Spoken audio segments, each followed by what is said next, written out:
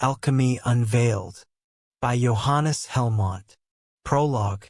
It is widely acknowledged that the alchemists, since time immemorial, employed a secret code, the key to which remained solely in the possession of the initiates. Consequently, Hermann Fichtold asserted that only true adepts comprehend the writings of genuine hermetics. Indeed, it is entirely impossible for the uninitiated to decipher the arcane significance of the ancient writings of the adepts. Many have been misled by their avarice for gold or by the wondrously potent powers of life elixirs. They experimented blindly, yet their harvest yielded nothing but significant losses and disappointments. Whosoever fails to grasp the correct theory will scarcely advance to the true practice of the philosopher's stone, and whosoever is ignorant of what he seeks, likewise knows not what he shall find. True alchemy is, in reality, a quabalistic art requiring patient examination of genuine hermetic writings and a profound study of nature. Furthermore, it necessitates a revelation, granted either through an initiated adept or via inner divine illumination. The style of the authentic writings of the adepts has invariably been obscure and parabolic, particularly where the sages articulate the hermetic art through allegorical figures and enigmas. It is precisely there that they express themselves most clearly. Conversely, when all appears distinct and intelligible, the art is most deeply concealed. The rationale for this is to exclude unsuitable elements from the hermetic art at the outset, thereby preventing its misuse. Were the initiates to unveil the mysteries of alchemy indiscriminately, the ignorant would treat the art with contempt due to their lack of understanding, while for those possessing comprehension, it would be deemed too facile. However, when the profound truth is cloaked in an allegorical veil, it remains secure from disrespect and guarantees the diligent an incentive to philosophize. Under certain circumstances, this mystical obscuration may be carried to excess, rendering even the sincere seeker unable to penetrate the allegories. It is, therefore, a solemn imperative of the hour to acquaint those who truly strive with the genuine matter of the philosopher's stone and with the key to the language of the hermetic art, to preclude their being entirely misled.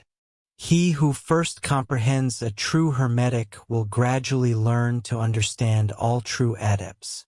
To offer serious seekers of wisdom benevolent counsel, these writings shall lift the veil that the adepts of old cast over the hermetic art, strictly to the extent permitted by the unwritten laws of the mysteries, ensuring that sincere seekers of truth do not miss the true path to the lapis philosophorum.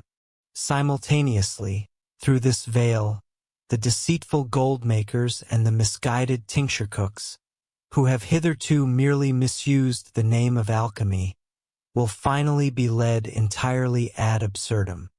In the microcosmic prologue of 1720, the following is stated regarding the pseudo-chemists: the unworthy lovers and seekers, with their perverse or unnatural subiectus and laboribus, cannot bring the philosophical sun and moonchild into the world.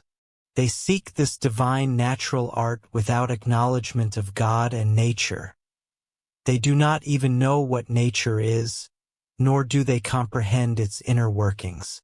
Their minds constantly circle the circumference, and they speak of nature's manifold effects, yet they fail to locate the center of nature, which generates all such effects. They ought to draw the seed from the living fire and the living metals of the sages, consequently creating mercury through mercury, or producing the first materia through the first materia.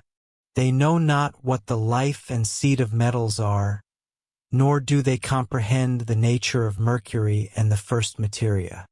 Instead, they labor within dead and deceased subiectus, such as common gold, silver, and mercury. They likewise employ wood, coal, lamps, or some manner of deadly fire, opining that through such means they shall prepare a life-giving and life-extending universal remedy and tincture, as if life and death lay within their hands. They operate solely with bodies, whereas nature deals exclusively with spermatic things. They seek an easy art involving heavy labor, yet it is, contrarily, a difficult art involving easy labor. They expend vast sums on materials that may be obtained for nothing, for these must be extracted directly from nature. Microcosmic Prologue, 1720.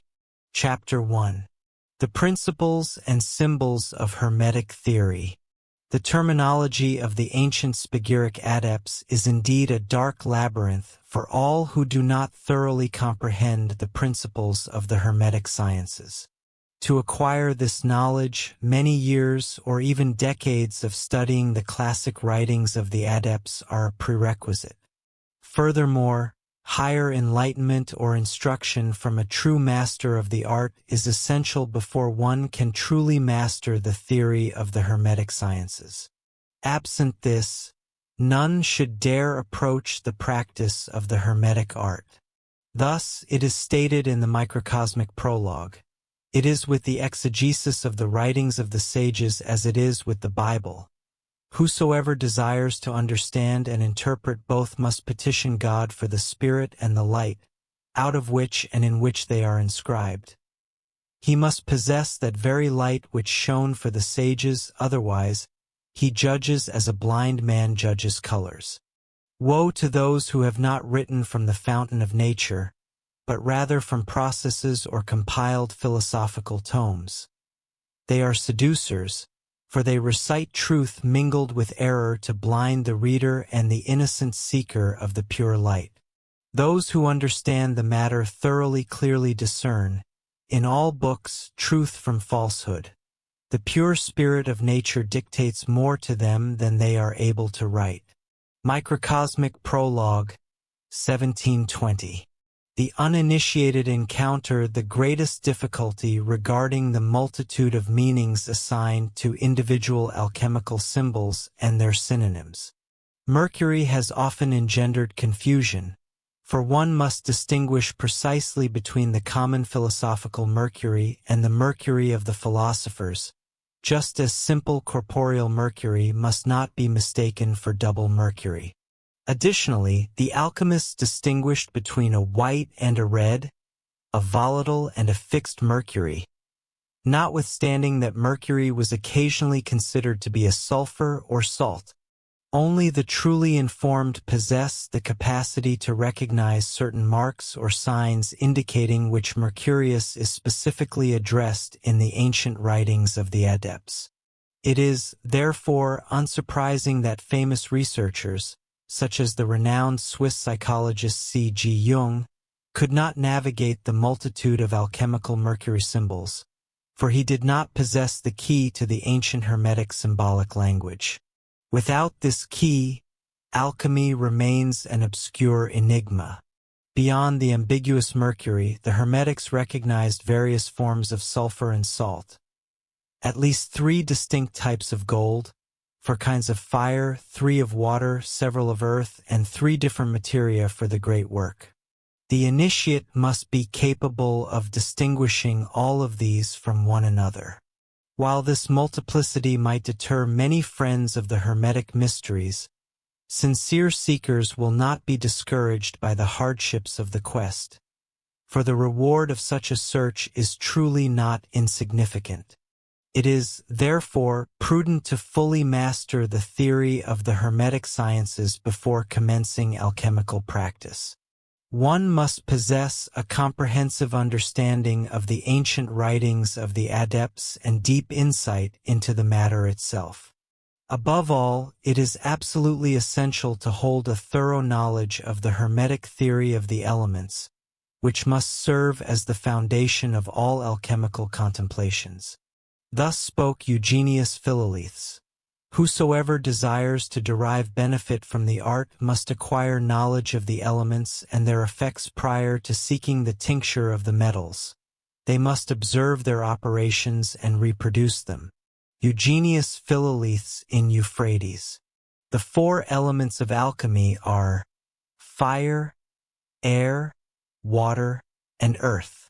These are by no means identical to their common material manifestations. The earth of the alchemists is not the coarse, impure soil upon which we tread, but rather the pure element thereof, the central, fixed nitrum, which contains within itself the nature sulfur, through which it coagulates the mercury. When the Hermetics refer to their water, they do not speak of the common water of the chemists, but rather of the water of the sages, wherein they cook their fire. The ordinary chemists boil their water and materials within the fire. The Hermetic sages cook their fire within their water. All are familiar with boiling water and fire. However, were they to understand how to cook our fire in our water, their knowledge of nature would transcend that of mere scullions. Thomas Vaughan, Allah of Light, burn in water, wash in fire, is therefore a renowned maxim of the alchemists. While it may appear paradoxical, wisdom is inherently a paradox. The air of the alchemists differs substantially from the common atmosphere we breathe. It is a volatile salniter, a mercurial moist vapor which, when driven by the inner central fire, ascends from the earth. This humid vapor mingles in the upper regions with a dry, fiery, sulfuric mist. Amidst thunder and lightning, the two unite into a viscous saline water, which descends once more to earth, wherein it coagulates into a double vitriolic salt or terrestrial salnitrate possessing a white and red interior. Hence, the Hermetic philosophers assert that their materia is born like thunder and leaves behind similar vestiges. Sun from the East, 1783. The matter of the alchemists is threefold. The first, or most distant, is termed the remotest matter. It is a mist of the elements, the cloud of darkness, or the water of the deep, over which the Spirit of God moved in the beginning, the arch-chaos, which is, in truth, the Kabbalistic Ein Sof. The second, or nearer, is the remote or second matter, within which the next or proximate matter lies concealed. Finally, the third matter encompasses the specific beings of the three kingdoms: mineral, vegetable, and animal. The first matter is the mercury of the alchemists, the universal spirit, the world seed or primordial seed, also designated as the universal first matter. The second matter is our crude subject, our microcosmic chaos, an image of the primordial dark chaos. It is an immature mineral electrum, the magnesia of the alchemists, also styled antimony, as Basilius Valentinus attests regarding its significance, being all in all.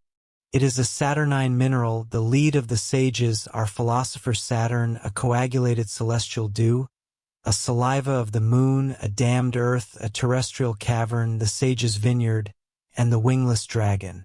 Within this second matter is contained the proximate matter, our true and actual prime material subject, the central salt of the sages, the fixed grain, our virgin earth, the secret salt of niter, our emerald salt, also known as salt of Saturn and salt of Tartar.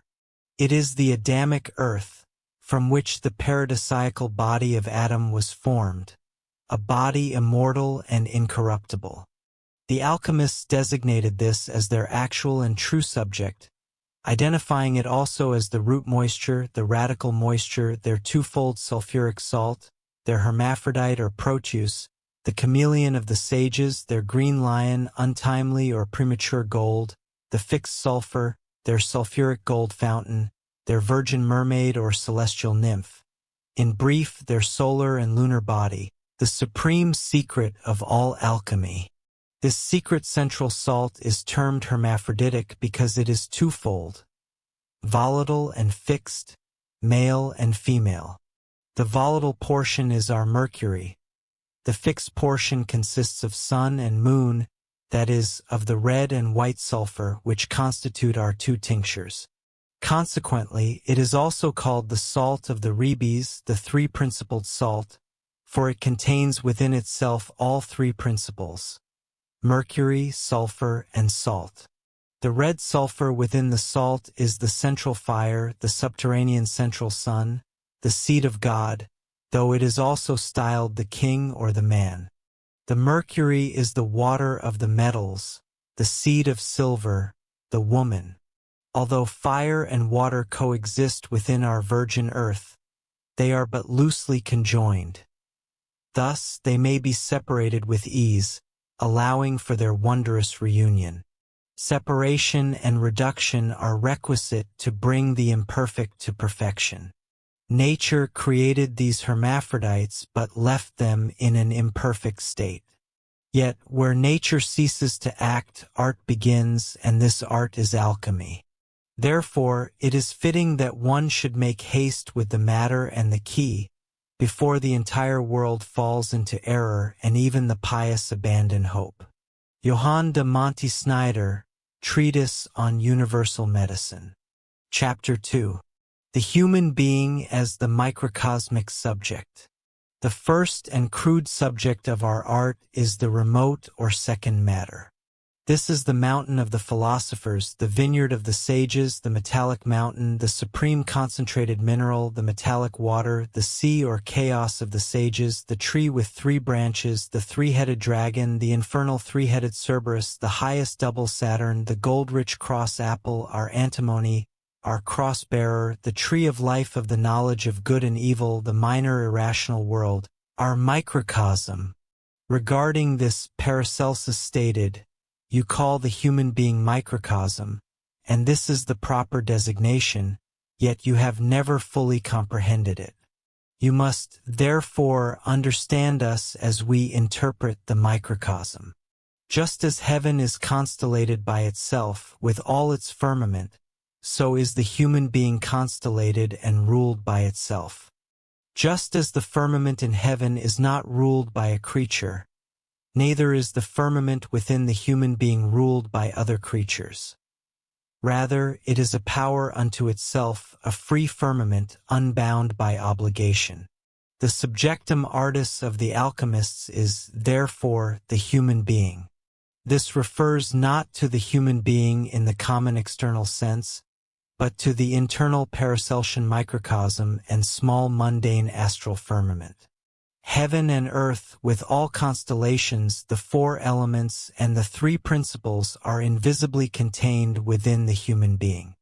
We must take into our hands the first and crude subject of our art to extract our mercurius, sulfur, and sal, successively. Upon proper preparation, the philosopher's stone is produced from these. Chapter 3. The Inner Astral Body and Spiritual Space.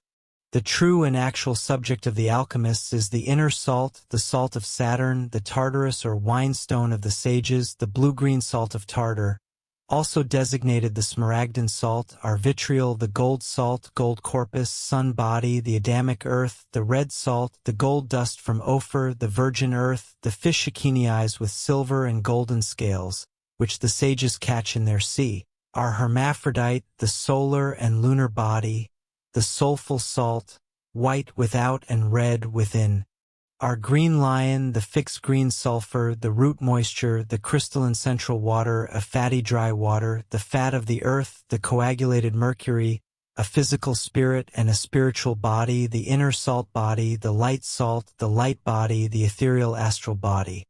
This inner, invisible astral body is occasionally termed proteus. It possesses the capacity to assume all the colors, forms, and shapes of the world. It constitutes the corpus sideribus of Paracelsus, occasionally referred to as Evestrum or Mumia, the microcosmic magnet, for it is the life-sustaining, indestructible, and attractive principle within the human being. Wherever this principle is absent, death and putrefaction ensue. Across all three kingdoms, no creature can subsist without this sulfur.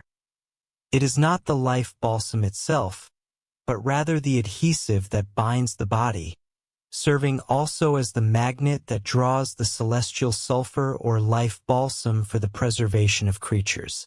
Welling, magical Kabbalistic work.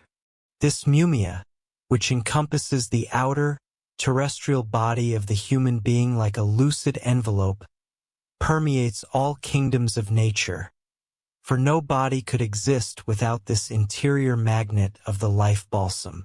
Within minerals, this mumia is contained, particularly in their sulfur, and Paracelsus designates its stanner or true fat.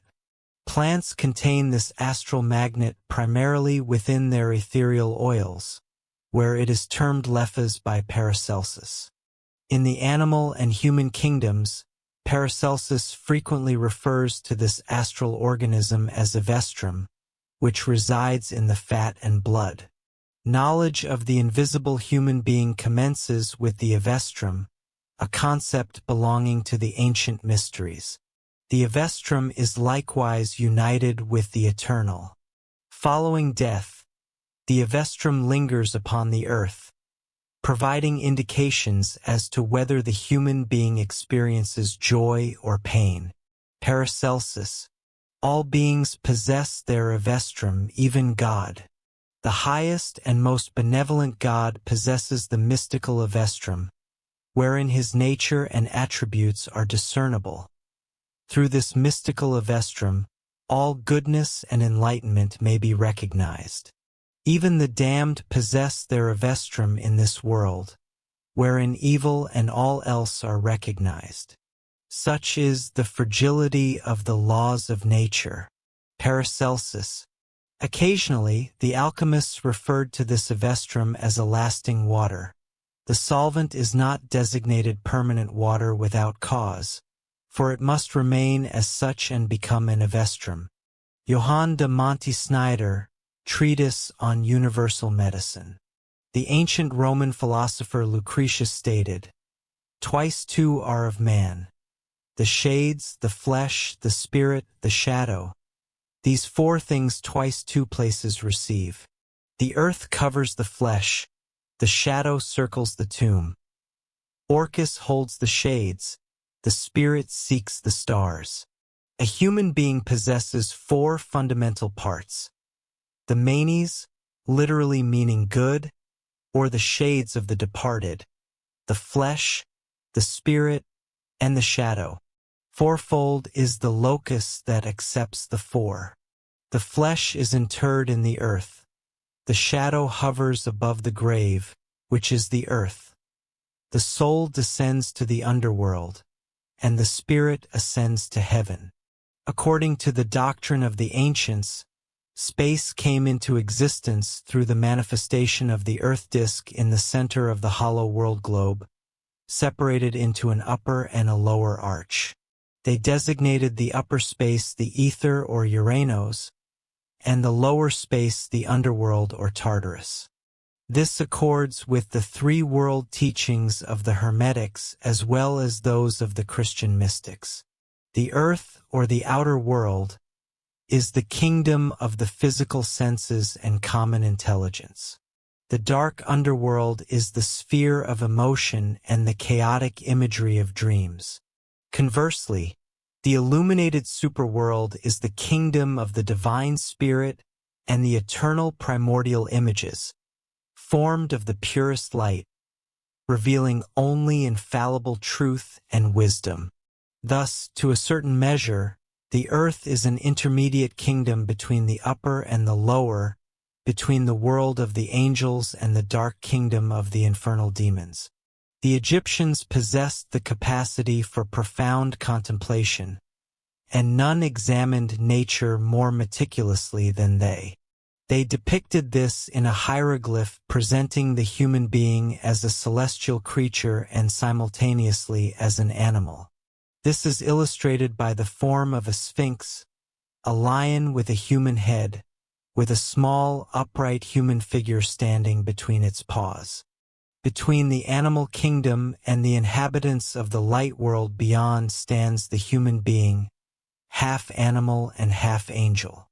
When the human being inclines toward the animal, it devours the angel. Should the human being sustain himself with the nourishment of the heavenly spirit, the angel conquers the animal, and the human being enters into the temple of the eternal light.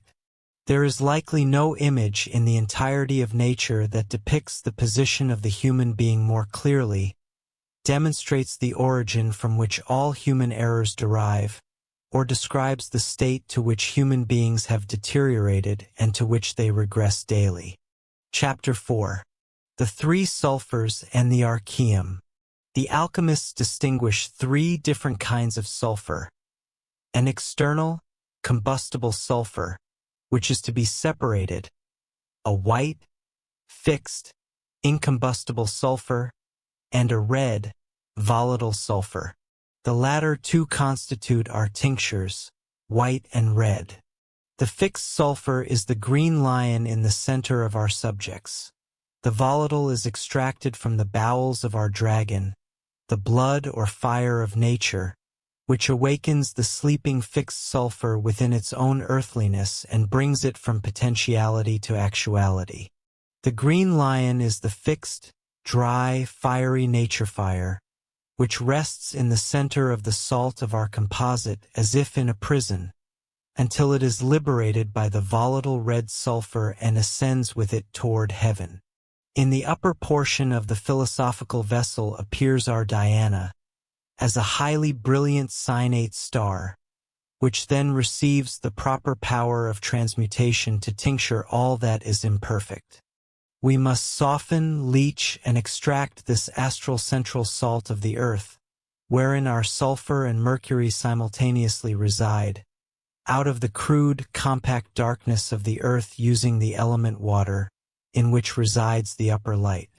Firstly, we extract a fiery spirit from our fixed central salt, the water of life, the volatile white lily, the volatile white dragon or eagle. Lodged within this spirit of mercury is a subtle oil, the red volatile gold of the philosophers, the volatile fire of nature, which we likewise extract from our central salt through moderate distillation and sublimation. This volatile, fiery spirit is separated from the central earth when it stands in solution, like light from darkness, mercury from sulfur, or Eve from Adam. This spirit rises out of the earth into the air, and in the upper regions it is resolved once more into a fiery water, whereupon it descends again to earth as a golden rain or dew, incorporates with it, moistens it, and renders it fertile. Everything within the three kingdoms derives its origin from this source. The philosophers designate this moist fire the Archeum. It is the Spirit of the Lord, which once moved and even now moves upon the face of the waters, as it exists also in the air and in the earth, wherever a congenial moisture may be found. For it must render all things fertile through its moist fire, and temper the fixed, dry, fiery fire within the earth. Although this everlasting mercury perpetually rises as smoke, enters into its chaos, and vanishes into the air, the mercury returns to the earth, which constantly attracts it. This, our volatile spirit or volatile fire, is the most refined substance of the philosopher's stone. The other substance is its fixed, incombustible salt, a fatty, foliated earth, the soil of the philosophers, which is also drawn from our central salt. Our nature fire is the volatile spirit of our wine. The spirit of vinegar is, however, the fire contrary to nature. This spirit of vinegar is not quite as volatile, and therefore occupies the place of the acid, between the fixed and the volatile. This acidic spirit alone constitutes the menstruum of the philosophers, possessing the ability to dissolve the solid corpus and simultaneously coagulate itself into a firm body. Hence, the philosophers state that a twofold fiery man must be nourished with a white swan. This twofold fiery man constitutes our moist fire, or the red mercury. The white swan, however, represents the second substance of our subject, the fixed white sulfur, or the fixed, pure astral component of our central salt. The spirit cannot undergo coagulation other than through the dissolution of the body. Likewise, the body cannot be dissolved without the simultaneous coagulation of the spirit. Thus, they exert a reciprocal influence upon and within one another. The fiery spirit dissolves the corpus, which in turn binds the spirit. From this interaction emerges a medial substance between spirit and body, a corporeal spirit and a spiritual body.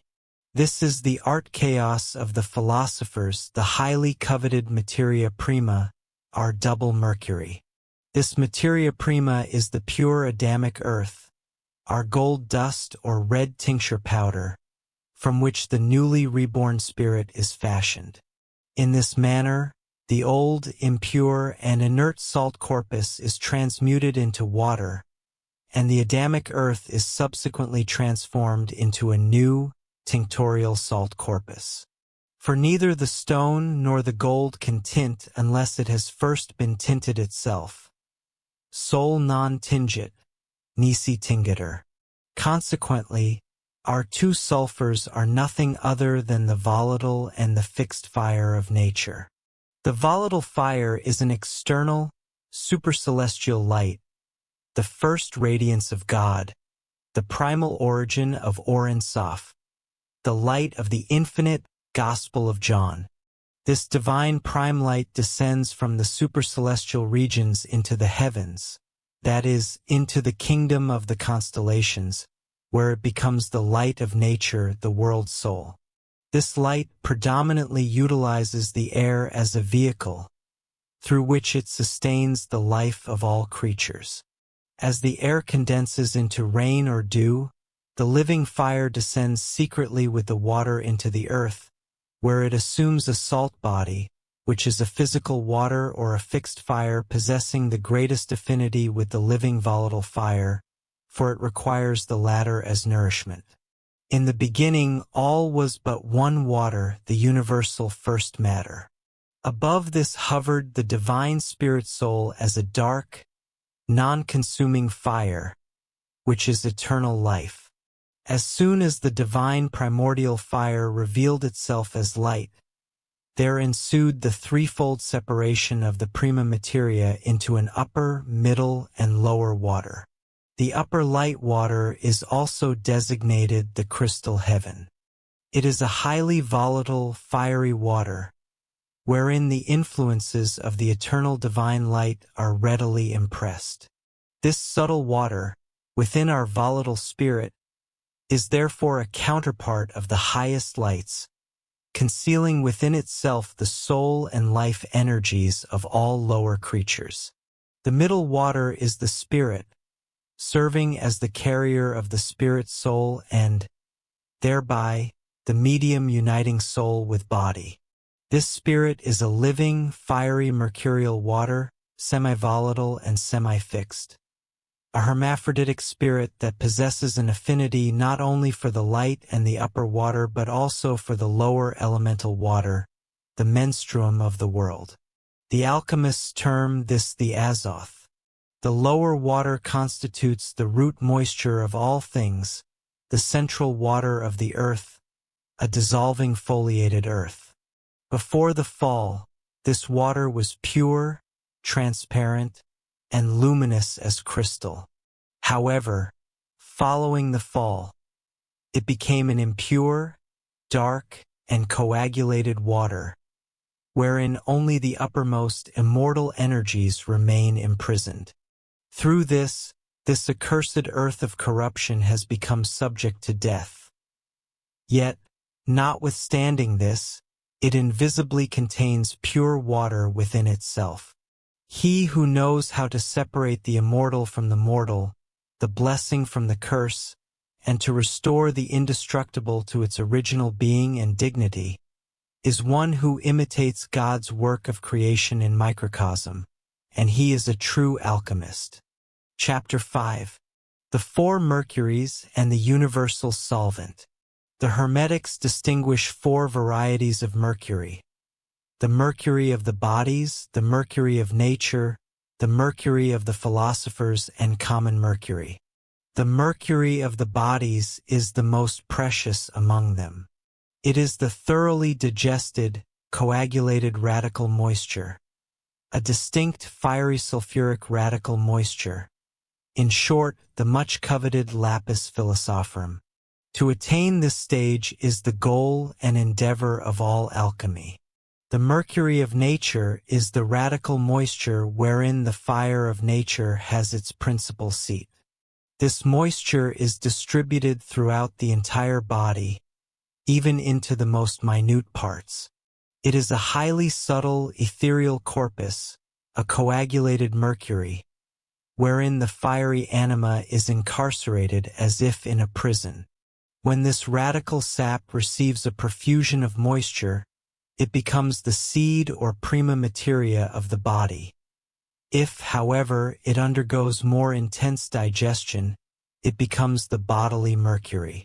This radical moisture is identical in all creatures of the three kingdoms, with the exception that in some it receives no digestion whatsoever, while in others this process occurs only partially. In the subject of the art of the philosophers, the radical moisture has already undergone partial digestion by the nature fire or sulfur enclosed within it, such that the moisture has already coagulated and become fixed. Nevertheless, this fixation exists only in potentiality, for the radical moisture of our subject is enveloped in numerous volatile vapors, causing it to easily evaporate and vanish into the air. For as soon as the volatile component surpasses the fixed component in a subject, both become volatile and dissipate. Accordingly, our sun's sulfur, or light of nature, cannot effectively be found fixed upon the earth, because its corpus is not truly incombustible or proof against fire. The fixed red lion, or fixed red sulfur, is the primary philosopher's stone sought after.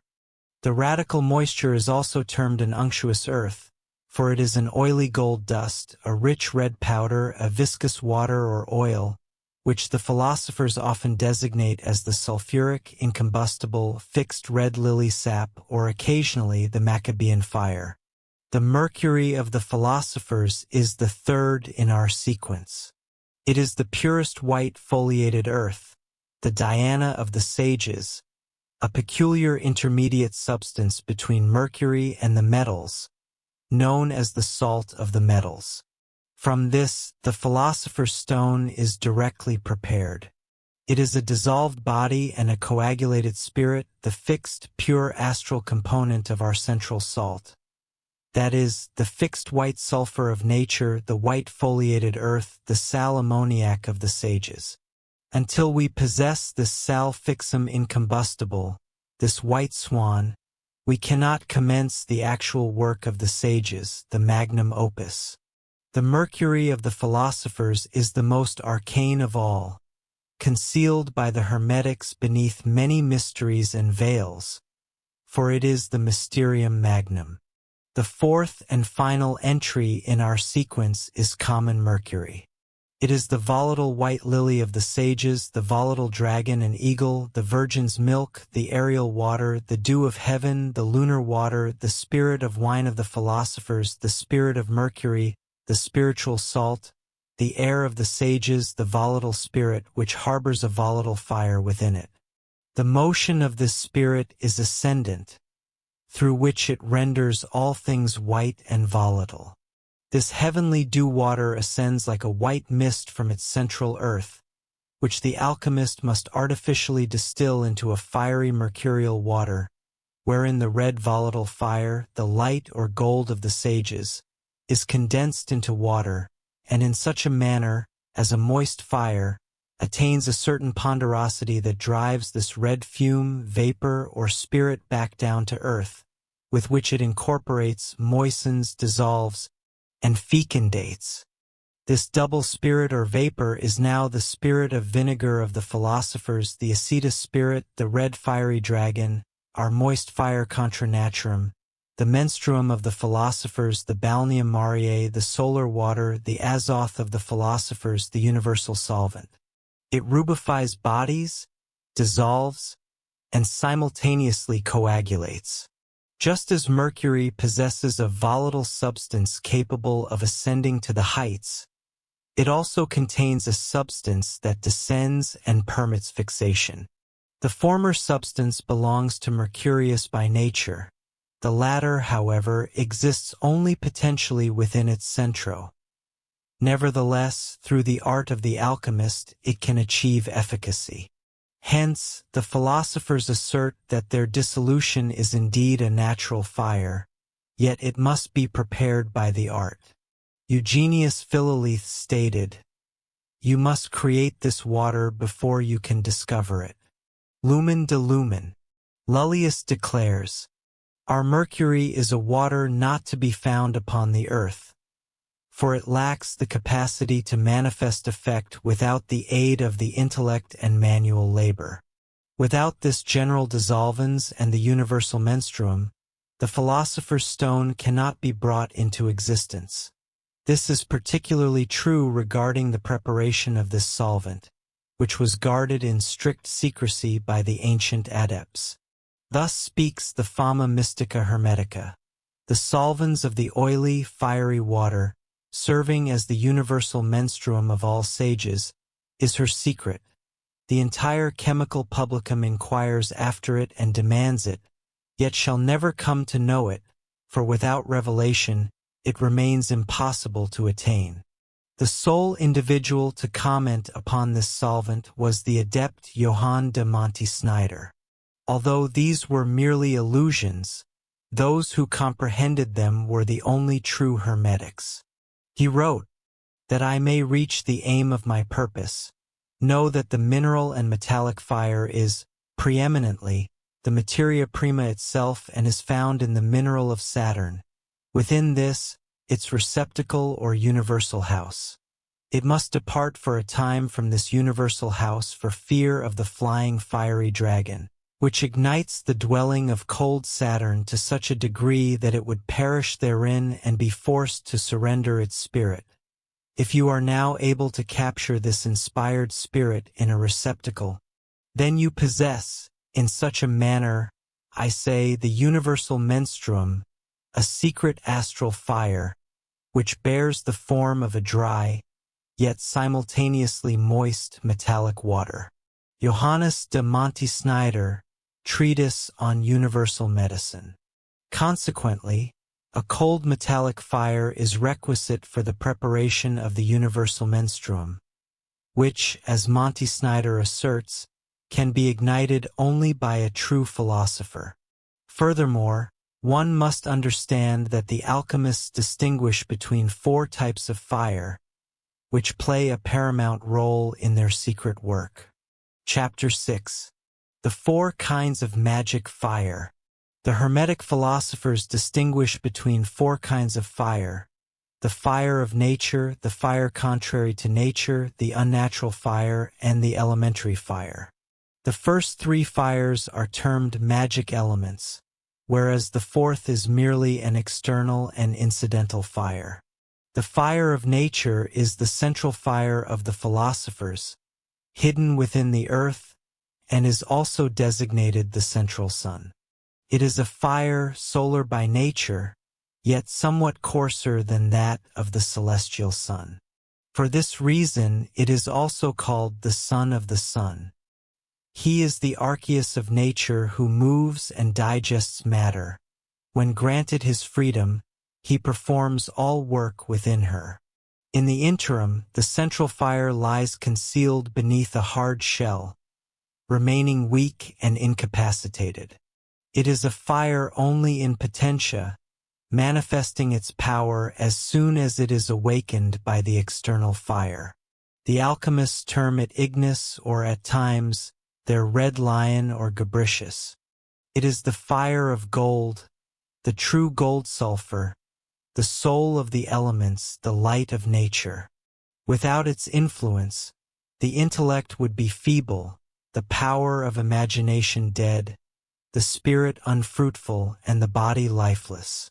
The son of the sun deserves to be drawn forth from the darkness, to be purified and brought to a more mature state.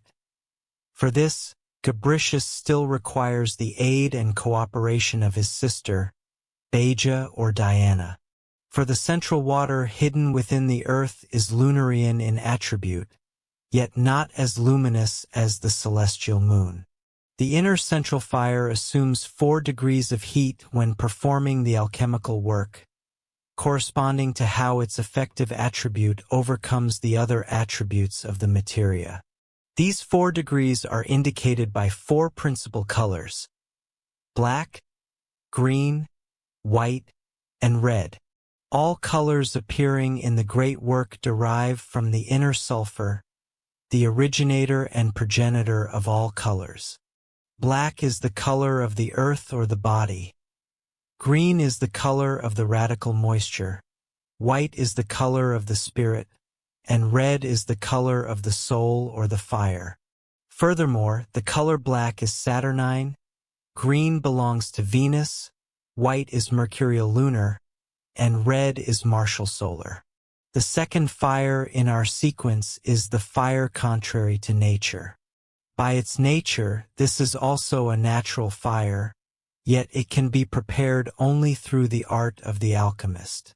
This fire is a double hermaphrodite fire, for it is composed of 2 contrary elements, namely, sulfur and nitrum. For sulfur, as the central fire, is hot and dry, while the watery nitrum is cold and moist.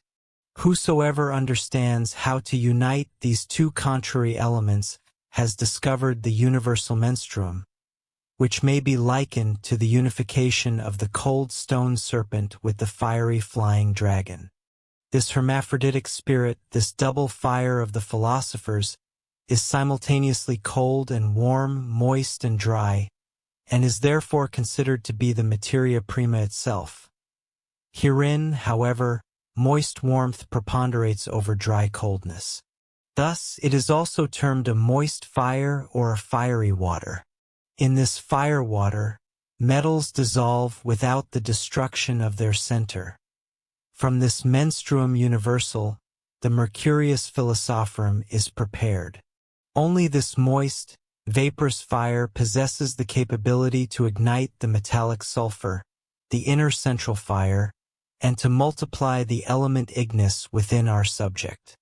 This universal menstruum is the proper separator and the true chymicus that segregates the impurities of the 2 sulfurs. It kills and vivifies, initiating the putrefaction and resurrection of our subjecti.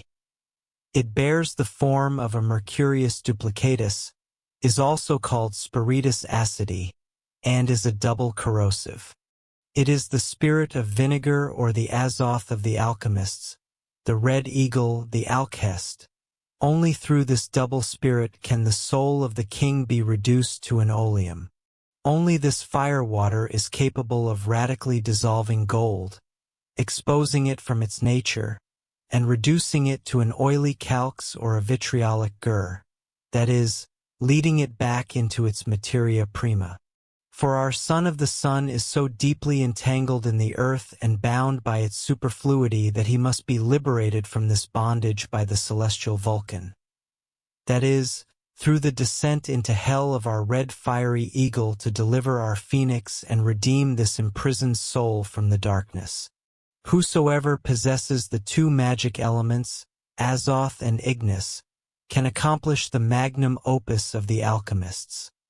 Hence the alchemists declare, "For fire and the azoth of the philosophers are sufficient for thee." The moist fire contrary to nature, our universal menstruum, cannot be produced without the 3rd unnatural fire, which is a cold metallic fire. This 3rd unnatural fire is the secret salt fire of the alchemists.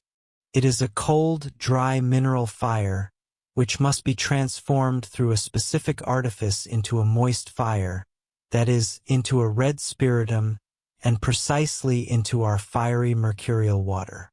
This artifice is known only to the true hermetics and cannot be publicly revealed. Through the successive stages of digestion, the moist fire is then transformed into the natural central fire, which it multiplies. It ought not be a secret to the seeker possessing knowledge of the art that the three magical fires of the ancient philosophers correspond to the three principles: mercurius, sulfur, and sal. Therefore, the moist fire or the universal menstruum is spirit fire. The hot, dry, inner central fire is the metal sulfur, and the cold mineral salt fire is the metals water, which is reduced through the salt. The fourth elementary fire is a purely external and incidental fire. Nevertheless, it is indispensable as far as the magnum opus is concerned. This fire must be neither too weak nor too strong. In the former instance, it would fail to bring the inner fire into motion. In the latter instance, it would incinerate the matter and drive away the spirit. It is the fire of the Athanor which must be maintained constantly at an invariable degree. Chapter 7. The Receptacles and Vessels of Nature. The Hermetic philosophers employ several receptacles in their work, namely those of the art and those of nature. Principally, there are three receptacles of the art. First, the open solvent dish or a crystal mortar. Second, a glass vial, and third, the Athanor. The solvent dish serves for the pulverization and calcination of the salt. The glass vial is designed for the decoction of the elixir. The glass vial must be hermetically sealed and filled to merely 1/3 of its capacity. Furthermore, it must be nested within a container or receptacle lined with ashes from oak wood, for the material should transpire only moderately. The Athanor should be constructed of fired potter's clay. According to some authorities, it could also be fashioned from copper. The most beautiful gems, as is commonly known, consist of argillaceous earth. Those who possess the understanding can easily manufacture artificial rubies from argillaceous earth, which are indistinguishable from natural rubies by any means. The enormous magnitude of energy inherent in argillaceous earth can be observed, for out of it thermite can be produced, which, when ignited, generates the immense heat of 3,000 degrees Celsius. Why, then, should the alchemists not construct their Athanor from potter's clay? From precisely which variety of potter's clay they fashioned their Athanor remains their secret. Clay or loam is indeed that mysterious fundamental material from which the body of Adam was fashioned in paradise. In the Bible, it was referenced as Bedelion. Genesis 2:12. Nevertheless, the alchemist Siebmacher, as well as Welling, provided detailed accounts regarding this potter's clay. For example, Welling states, "In order to produce the wonder gem onyx from true gold, the proper Bedelion must be added to the gold. Conversely, gold is the red tincture of the alchemists, which is designated in Genesis as Adam, that is, the Mars of the philosophers. Bedelion, however, is a far or ophir, a dust or loam from Eden, the Venus of the alchemists. And from the union of Adam and Afar arises, Afar min haadama, the materia prima of the human being. Copper is a red Venus metal, which is also red earth. That is why it is also termed premature gold. Therefore, when the philosophers speak of their gold as the corpus to be dissolved, they speak of copper that must become vitriol. That is to say, it must become the verdigris of the philosophers.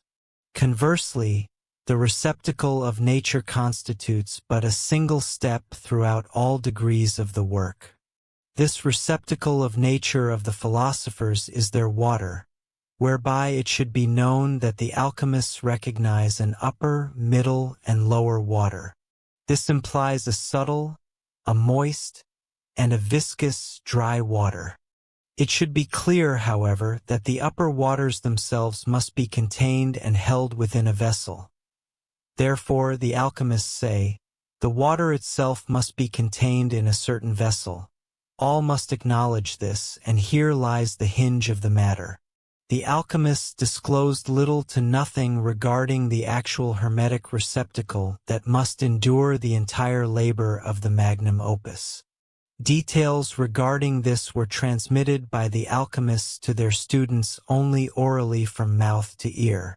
Maria, the prophetess, identifies this receptacle as divine, stating that through God's wisdom, it has been concealed from the nations. Thomas Vaughan stated the following: one element the philosophers omitted, and that is the vessel of nature, the green Saturn of Hermes. This is a menstrual substance, the mother of nature. Therein you must deposit the common seed as soon as it emerges from the body. The warmth of this mother is sulfuric, and that is what coagulates the seed. Yet the vulgar fire, regardless of its nature, shall not suffice. This materia is the life of the seed, because it sustains the seed and vivifies it. Without this, his mother, he shall grow cold and perish, and nothing real can be produced from him. Without this, his own mother, you will never be able to coagulate the materia of the seed or bring it to a mineral complexion. In all of this, regard must also be given to a certain mass. Without this, you will err in the practice of this natural receptacle. The entire secret consists of the measure and governance of this thing. That is called her receptacle, and at times also her fire. This thing is invisible.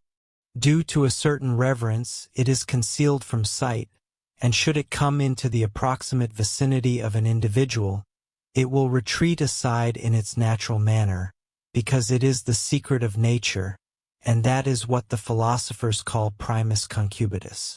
Thomas Vaughan, Alla Lucas.